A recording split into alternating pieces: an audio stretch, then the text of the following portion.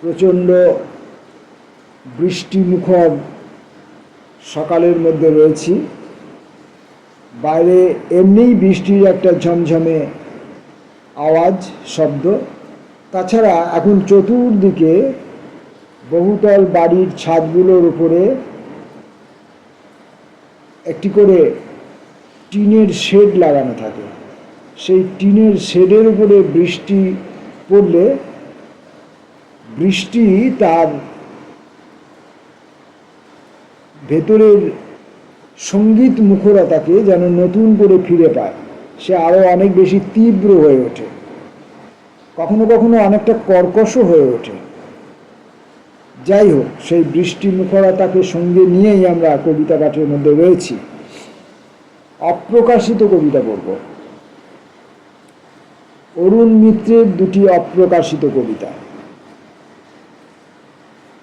প্রথম কবিতার নাম বাঁচা।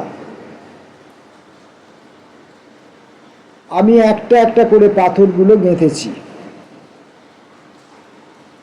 আমার একলার কাছে মায়াবী এই স্মৃতিস্তম্ভ, প্রত্যেকটা পাথরে রক্তের ছিটে, কিন্তু আমি তা মুছিনি। ওই মৃত্যুর তরঙ্গ দৈর্ঘ্যে জীবনের স্তোত্র শুনব বলে। সমস্ত অস্থিরতা অনর গম্ভীরে ডুবে চুপ।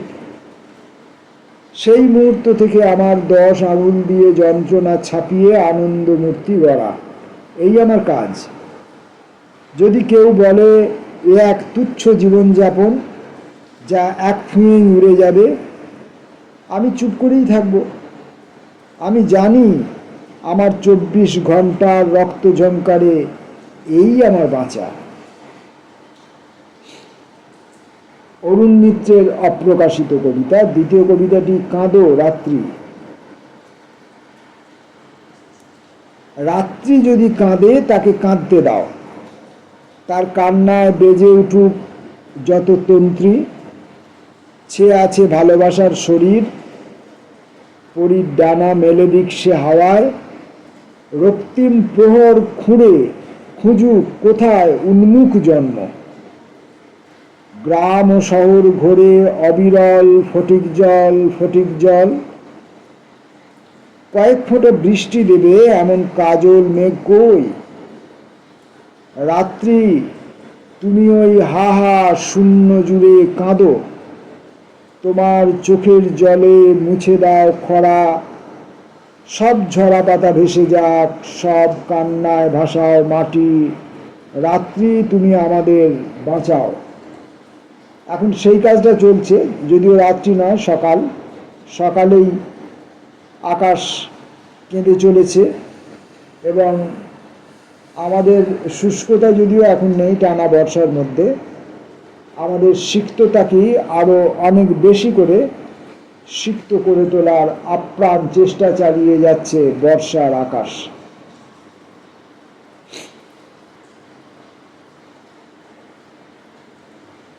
এই অরুণ মিত্রের এই অপ্রকাশিত কবিতা দুটি কবিকন্যা উমা বসুর সৌজন্যে পেয়েছেন, যে পত্রিকা থেকে আমি কবিতাগুলি পড়ছি।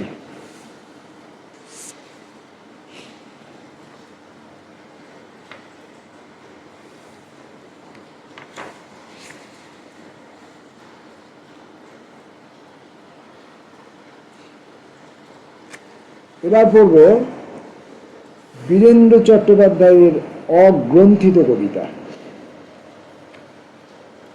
অন্য যুদ্ধ।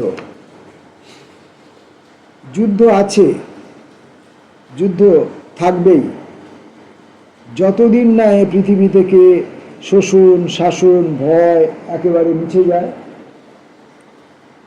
আমরা তো আর এক পৃথিবী করতে চাই, আমাদের শ্রমে, নিশিভোর জাগরণে, রক্তপাতহীন প্রেম নিবেদনে সে কঠিন প্রতিমা যাবে না গড়া। তবু আমরা সে যুদ্ধ চাই না যাতে স্বপ্ন নেই। তবু আমরা সে যুদ্ধ চাই না যাতে স্বপ্ন নেই। শুধু নিষ্ঠুরতা আছে নষ্ট মানুষের সঙ্গবদ্ধ লোভ হিংসা। যে যুদ্ধ শুধুই পৃথিবীকে ধ্বংস করে, কিছুই গড়ে না, আমরা তার থেকে দূরে, ঢের দূরে। কান পেতে শুনব আন্তর্জাতিক সঙ্গীত, শুদ্ধ চৈতন্যের জয়ধ্বনি। আমাদের যুদ্ধ বেঁচে থাকার লড়াই, তাতে ভীষ্মের প্রতিজ্ঞা লেগে থাকে। বীরেন্দ্র চট্টোপাধ্যায় এই কবিতাটি লিখেছিলেন 1982 সালের 25শে ডিসেম্বর। পরের কবিতাটি অভিনয়। একটু আগে তিনি মুখে পাউডার ঘষেছেন, গায়ে চাপিয়েছেন একটা গেরুয়া রঙের উড়নি। এখন তিনি দাঁড়িয়েছেন মঞ্চের ঠিক মাঝখানে। তিনি জানেন শরীরটাকে কিভাবে টান টান সোজা রাখতে হবে। তারপর যখন কথা বলার সময় আসবে, তিনি সেই সব কথাই বলে যাবেন যা বইয়ে লেখা আছে। একটা কথাও এদিক ওদিক হলে চলবে না। এইসব ন্যায়ের হুকুম তিনি বহুদিন থেকে মেনে আসছেন। কিন্তু একটা মস্ত বড় কিন্তু এইসব নিষেধের মধ্যেও মঞ্চের ওপর তাকে স্থির থাকতে দেয় না। তিনি অভিনয় করছেন। তার আগে আরও অনেকে এই একই ভূমিকায় অভিনয় করেছেন। তারপরেও তারা ঠিক কি বলতে চান, চৈতন্যের কোন স্তরটিকে তারা স্পর্শ করতে চান? জীবনের জীবন? অভিনয় তো একজন মানুষের জীবন নয়, বরং জীবন থেকে বিচিত্র এবং আলাদা, যা বইয়ে লেখা থাকে, যা মুখস্থ করতে হয়। কিন্তু এখানেই প্রশ্ন। তিনি তোতা পাখি নন। তার মনের কথাগুলি জীবনের গভীর থেকে উঠে আসে। তারা নিজেদের রক্তে স্নান করে, আবার ভালোবাসে। জীবন কি মঞ্চ থেকে অনেক দূরে, যেখানে মানুষ, কিন্তু কোন মানুষ? যারা 10টা 5টার অফিসে যান, সন্ধ্যায় ঘরে ফিরে আসেন, যারা কেউ বেকার, কেউ অধ্যাপক, কেউ ডাক্তার, কেউ মন্ত্রী। জীবন যাদের কাছে রেশনের দোকান অথবা ইলেকশনের নির্দিষ্ট তারিখ জানিয়ে মিছিল করা যায়, জানিয়ে কোথায় সেই প্রেমের গান? সেই রক্তের নদীতে সারা রাত সাঁতার কেটে তারপর ভোরের সূর্যোদয় দেখা, অথবা শুধুই কুয়াশায় হারিয়ে যাওয়া, শুধুই। তিনি জানেন এইসব প্রশ্নের উত্তর, জানেন বলেই মুখে পাউডার মেখে গায়ে জীবনকে তিনি সম্পূর্ণ পান করবেন, আর আমাদের দিকেও এগিয়ে দেবেন ওই পান পাত্র। সেই শুভ মুহূর্তটির জন্য তিনি অপেক্ষা করতে জানেন।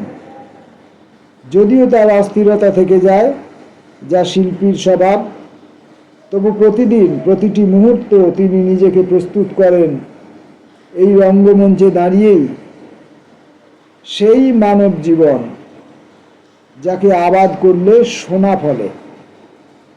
তিনি তো তাই করছেন। কবি বীরেন্দ্র চট্টোপাধ্যায় তার এই অভিনয় নামক কবিতাটি লিখেছিলেন 1982 সালের 6 ফেব্রুয়ারি। তাহলে আমাদের কবিতা পাঠের এই অনুষ্ঠানে, এই সময়ে আমরা অরুণ মিত্রের দুটি অপ্রকাশিত কবিতা পড়লাম এবং বীরেন্দ্র চট্টোপাধ্যায়ের দুটি অগ্রন্থিত কবিতা পড়লাম। নমস্কার।